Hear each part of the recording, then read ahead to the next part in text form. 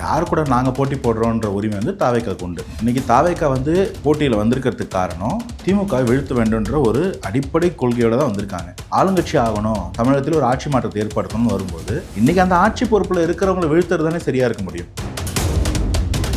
நடுவில் வந்து நிறைய ஊடகங்கள் அவங்களுடைய மனசில் இருக்கக்கூடிய எண்ணப்போக்குகளை பயத்தெல்லாம் வந்து மெயின் ஸ்ட்ரீம் நரேஷனாக மாற்றினாங்க. அது எல்லாத்தையும் உடைச்சாச்சு, தவிடுபொடி ஆக்கியாச்சு.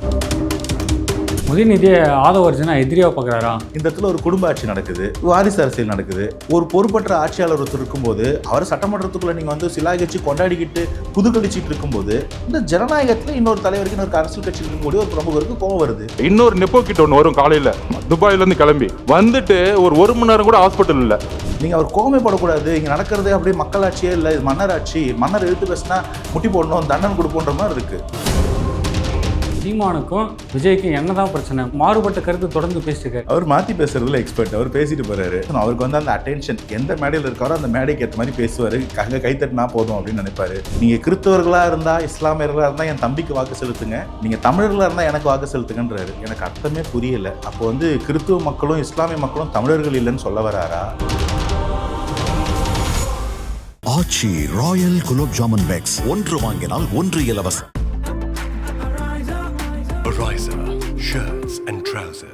அண்ணா வணக்கம். வணக்கம் ப்ரோ. இன்று தாவேக்காவின் பொதுக்குழு கூட்டம் மகாபலிபுரத்தில் நடைபெற்றது. அதில் 40 நாட்களுக்கு பிறகு விஜய் என்று தொண்டர்கள் மத்தியில் பேசியிருக்காரு. 2026 டிவிகே விசஸ் டிஎம்கே தான் அப்படின்னு பேசியிருக்காரு. அப்போது அதிமுக போட்டியில் இல்லையா? யார் கூட நாங்கள் போட்டி போடுறோன்ற உரிமை வந்து தாவேக்காவுக்கு உண்டு. இன்றைக்கி தாவேக்கா வந்து போட்டியில் வந்திருக்கிறதுக்கு காரணம் திமுக வீழ்த்த வேண்டும்ன்ற ஒரு அடிப்படை கொள்கையோடு தான் வந்திருக்காங்க. தவிரவும் தாவேக்கா வந்து எதிர்கட்சி ஆகணுன்ற போட்டிக்காக வரலை. ஆளுங்கட்சி ஆகணும், தமிழகத்தில் ஒரு ஆட்சி மாற்றத்தை ஏற்படுத்தணும்னு வரும்போது இன்றைக்கி அந்த ஆட்சி பொறுப்பில் இருக்கிறவங்களை வீழ்த்துறது தானே சரியாக இருக்க முடியும். ஃபஸ்ட் ரேங்க்கில் இருக்க பையனை தோக்கடிச்சா தான் நீங்கள் ஃபஸ்ட் ரேங்க் வர முடியும். செகண்ட் ரேங்க்கில் தேர்ட் ரேங்க்கில் இருக்க பையன் கூட சண்டை போட்டு தோக்கடிச்சிங்கன்னா நீங்கள் எப்படி ஃபஸ்ட் ரேங்க் வர முடியும்? முடியாது இல்லைங்களா? ஸோ தாவேக்கா ஆரம்பத்திலேருந்து திமுகவின் மேலே குற்றச்சாட்டுகள் வச்சு திமுகவை வீழ்த்துவதும் 2026 திமுகவை ஆட்சி கட்டிலிருந்து இறக்குவதும் தாங்கள் ஆட்சிக்கு வருவதும் தான் அந்த அரசியல் கட்சியுடைய ஒரு அடிப்படை கொள்கையை ஸ்டார்ட் பண்ணியிருக்கிறாங்க. அவங்களுடைய பொலிட்டிக்கல் நிஷேவே அதுதான் நான் பார்க்குறேன். அதில் மாற்றுக்கருத்து எதுவும் இல்லை. அவங்க அந்த ஸ்டாண்டை தெளிவாக இருக்கிறாங்க. நடுவில் வந்து நிறைய ஊடகங்கள் அவங்களுடைய மனசில் இருக்கக்கூடிய எண்ணப்போக்குகளை பயத்தெல்லாம் வந்து மெயின் ஸ்ட்ரீம் நரேஷனாக மாற்றினாங்க. அது எல்லாத்தையும் உடைச்சாச்சு, தவிடுபொடி ஆக்கியாச்சு. தாவேக்கா நாங்கள் எந்த இடத்துல வேலை செஞ்சுட்டு இருந்தோமோ அங்கேயே தான் இருக்கோம், நீங்கள் வந்து செட் பண்ணுற நரேட்டிவ்க்கெலாம் நாங்கள் ஆள் இல்லை அப்படின்றத தெளிவுபடுத்தியிருக்காங்க. அவ்வளோதான். It is always TVK versus DMK. இப்போ ஒரு சிறுவனை 1ஆவது வகுப்பு சேர்க்குறாங்க ஸ்கூலில். நீங்கள் எடுத்ததும் போயிட்டு ஃபஸ்ட் எக்ஸாம்லேயே 100 மார்க் எடுறான்னா அவன் எப்படி எடுப்பான்? அதே போல் தாவேக்கா இது போல் ஒரு எலெக்ஷன் கூட சந்திக்கல, எடுத்ததும் நீங்கள் நாங்கள் தான் ஆட்சி அமைக்க போகிறோம், எப்படி அமைக்க முடியும்? உங்கள் பாணியிலே பதில் சொல்கிறேன். நீங்கள் வந்து தாவேக்கா ஃபஸ்ட் ஸ்டாண்டர்டு, திமுக 10th ஸ்டாண்டர்ட்னு வெறும் வயசு வச்சு பார்க்குறீங்க. நான் இப்படி சொல்கிறேன் உங்களுக்கு, மேபி நான் சொல்கிற கம்பேரிசன் இந்த சினாரியோக்கு கரெக்டாக இருக்கும் நம்புகிறேன்.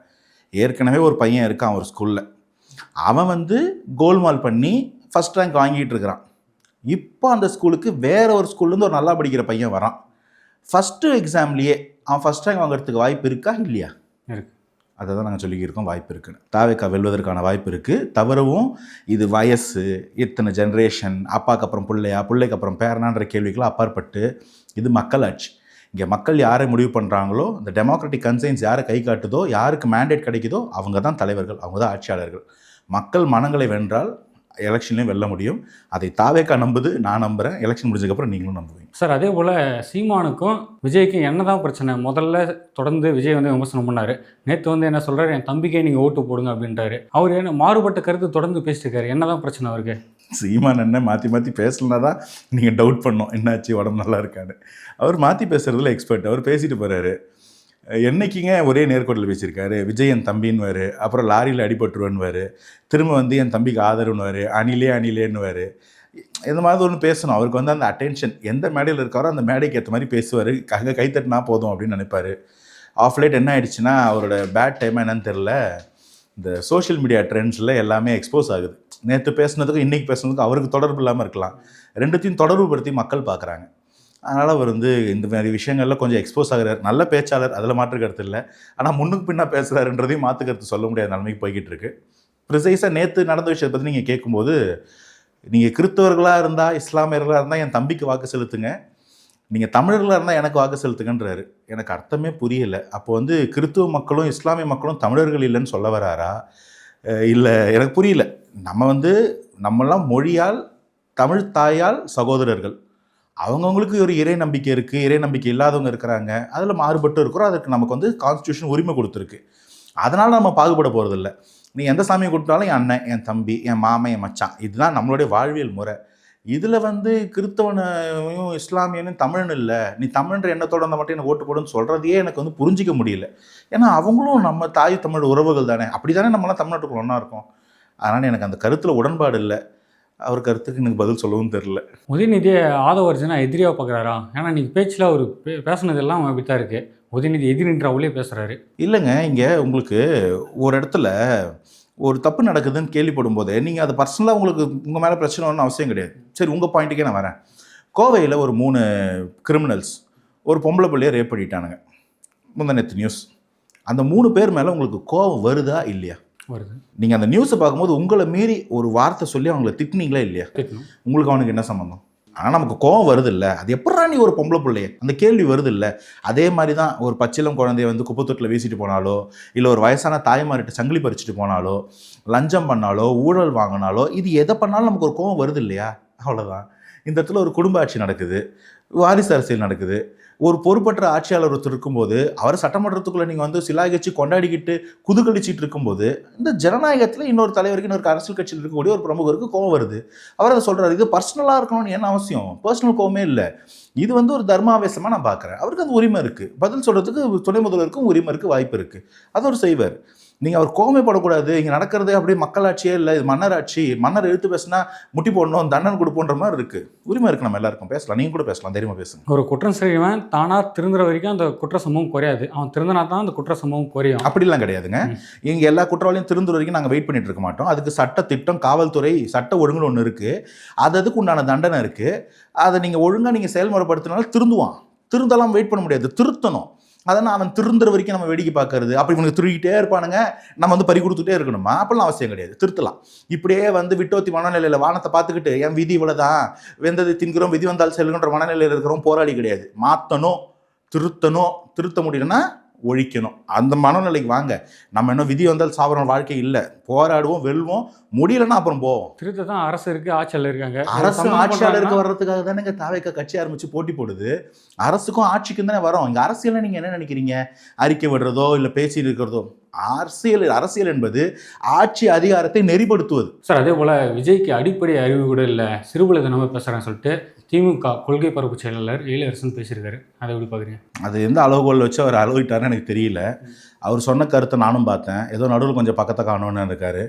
சுப்ரீம் கோர்ட் ஒரு இன்ட்ரீம் வெர்டிக்ட் ஒன்று கொடுத்தாங்க. அந்த வெர்டிக்ட்டுக்கு அப்புறமா திமுக நம்ம பிரமுகர்களை தான் விவாதத்தில் காணும். முதல்ல நீங்கள் அவங்கள கண்டுபிடிச்சி கொண்டு வந்து உட்கார வைங்க. நம்ம அந்த சுப்ரீம் கோர்ட் கொடுத்த வெர்டிக்டை பற்றி ஒரு 4 நாள் பேசுவோம். அதில் முக்கியமாக வந்து ஆம்ஸ்டாங் அண்ணன் கொலை வழக்குக்கு சிபிஐ ஏன் வேணான்னு சொன்னீங்க? ஏன் நீங்கள் வந்து கரூர் மேட்டருக்கு வந்து சிபிஐ சுப்ரீம் கோர்ட் ரெஃபர் பண்ணும்போது இவ்வளோ பதறினீங்க? இல்லாட்டி வந்து இந்த கிட்னி முறைகேடு, கிட்னி திருட்டுக்கு நீங்கள் வந்து சுப்ரீம் கோர்ட் வந்து சிபிஐ போடும்போது ஏன் பதறினீங்க? இந்த கேள்வியெல்லாம் கேட்டுட்டோம்னா அதுக்கப்புறம் நடுவில் கொஞ்சம் பக்கத்தை காணுமா, இல்லை மீடியா டிபேட்டில் ஆளுங்களை காணுமான்ற பற்றி நம்ம பேசுறது கரெக்டாக இருக்கும். ஸோ இவங்க இத்தனை நாள் போய் ஒழிஞ்சிக்கிட்டு திடீர்னு வந்து நீ நடுவில் பக்கத்தை காணும்னா சரி, அந்த முடிவு மக்கள் எடுக்கட்டும். எலெக்ஷன் வருது இல்லையா, மக்கள் அதுக்கு தீர்ப்பு சொல்லுவாங்க. அன்றைக்கி நடுவில் கொஞ்சம் பக்கத்தை காணுமா, இல்லை எழுதி வச்ச பழைய புத்தகத்தையே காணுமான்னு அன்றைக்கி முடிவு பண்ணிப்போம். திமுக யாரும் போய் ஒழியில்லை. 40 நாள் விஜய் தானே பாதி டிபேட்டில் ஏஞ்சி போனவங்க யார் பார்த்தீங்களா? பாதி டிபேட்டில் கேள்வி கேட்குறாங்கன்னு சொல்லிட்டு ஏஞ்சி போனது யார்?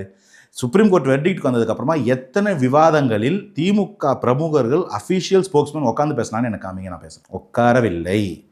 அப்படியே இருந்தாலும் சிபிஐ சுப்ரீம் கோர்ட் ரெஃபர் பண்ணால் ஏன் மறுத்தீங்க? கரூர் மேட்டர் ஒரு பக்கம் வைங்க. கரூர் மேட்டருக்கு சுப்ரீம் கோர்ட்டு கேட்ட கேள்விக்கெல்லாம் பதில் சொல்லிட்டீங்களா? நீங்கள் ஏன் இந்த கேஸ் எடுத்தீங்க? டிவிஷன் பெஞ்சுக்கு பதிலாக ஏன் ஒரு நபர் எடுத்தீங்க?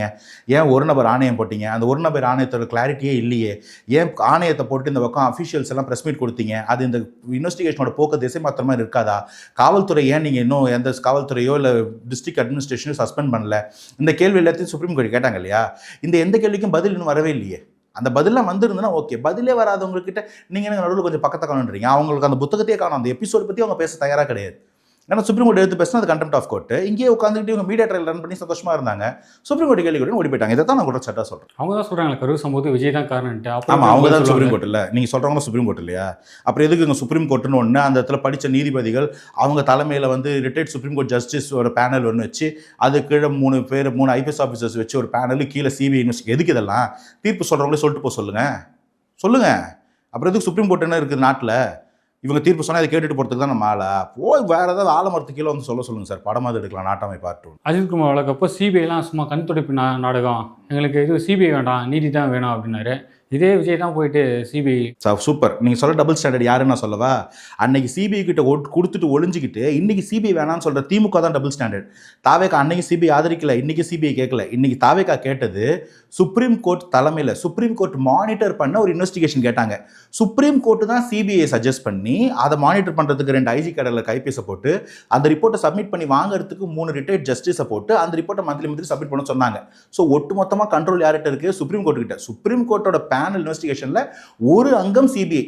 அதை சிபிஐ அவங்க நியமிக்கும் போது எந்த ஒரு முகாந்திரம் இல்லாமல் சிபிஐ வேணாம் நம்ம எப்படி சொல்ல முடியும்? நாளைக்கு சிபிஐயோட விசாரணையில் தொய்வு இருக்குது, இல்லை ஒருதலைபட்ச சார்பாக இருக்குது, சரியில்லைன்னா நீங்கள் மேல்முறையீட்டுக்கு போகலாம். இல்லைங்க அவங்க சரியில்லை, வேற இன்வெஸ்டிகேஷன் ஏஜென்சி கொடுங்கன்னு சுப்ரீம் கோர்ட் அமைக்கிற இடத்துல நம்ம யாருங்க அதை பதில் சொல்கிறதுக்கு? ஸோ தாவேக்கா சுப்ரீம் கோர்ட்டில் சிபிஐ கேட்கல. இதுக்கு முன்னாடி குட்கா வழக்குக்கோ அஇஅதிமுக அமைச்சர்கள் மேலே அந்த ஊழல் வழக்குக்கோ சிபிஐ கேட்டது திமுக.